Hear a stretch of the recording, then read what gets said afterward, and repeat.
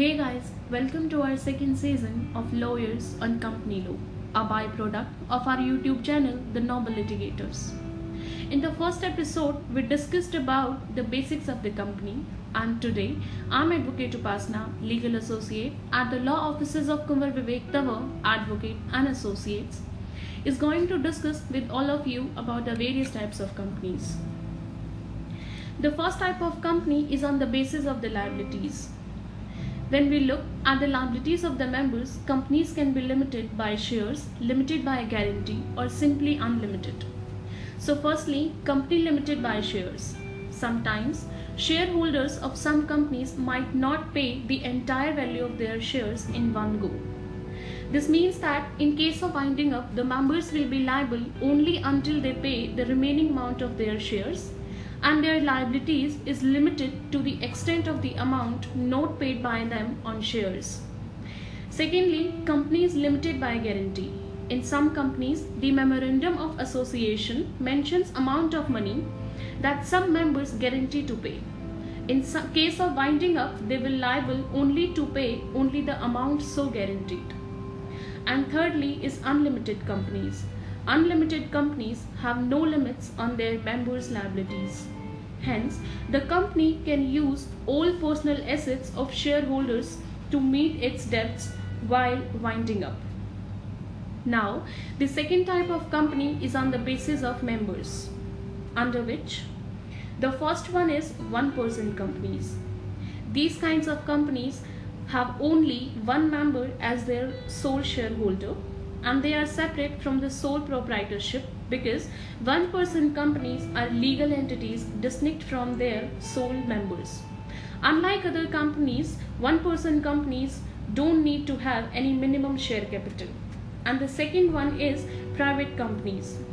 Private companies are those companies whose article of association restricts free transferability of shares, and there must be 2 minimum and 200 maximum members in these companies, including present and former employees holding shares.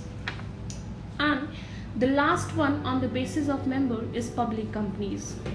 Public companies allow their members to freely transfer their shares to others, and secondly, they need to have a minimum of 7 members, but maximum number of members they can have is unlimited.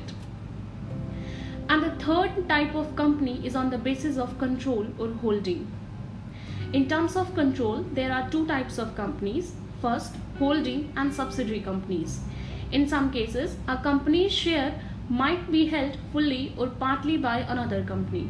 Hence, the company owning these shares become the holding or parent company. Likewise, the company whose shares the parent company owns becomes its subsidiary company. Furthermore, parent companies also exercise control by owning more than 50% of their subsidiary company shares. And the second is associate company. Associate companies are those companies which other companies have significant influence. This significant influence amounts to ownership of at least 20% of shares of associate company. And now the fourth type of company is in the terms of access to capital. The companies in terms of access to capital may be either listed or unlisted. Listed companies have their securities listed on stock exchange. This means people can freely buy their securities, hence only public companies can be listed companies. And unlisted companies on the other hand do not list their securities on the stock exchange. Both public as well as private companies can come under this category. Now comes to some other type of companies. So first one is government companies. Government companies are those companies in which more than 50% of share capital is held by either the central government or by one or more state government, or jointly by the central government or the state government. And the second one is foreign companies. Foreign companies are incorporated outside India. They also conduct business in India using a place of business either by themselves or with some other company. And the third one is charitable companies. And the fourth one is dormant companies. These companies are generally formed for future projects. They do not have significant amount transactions and do not have to carry out all compliances of regular companies. And the fifth one is Nidhi companies. A Nidhi company functions to promote the habits of third and saving amongst its members. It receives deposits from members and uses them for their own benefits. But last but not the least is public financial institutions. Life Insurance Corporation, Unit Trust of India, and other such companies are treated as public financial institutions. They are essentially government companies that conduct functions of public financing. That's all about the types of companies. I hope this episode was informative and helpful to enhance your knowledge. If so, then do please subscribe our channel, The Noble Litigators. You can ask questions, give feedbacks, and for further queries, contact us on our website advocatetanwar.com. Thank you and have a good day.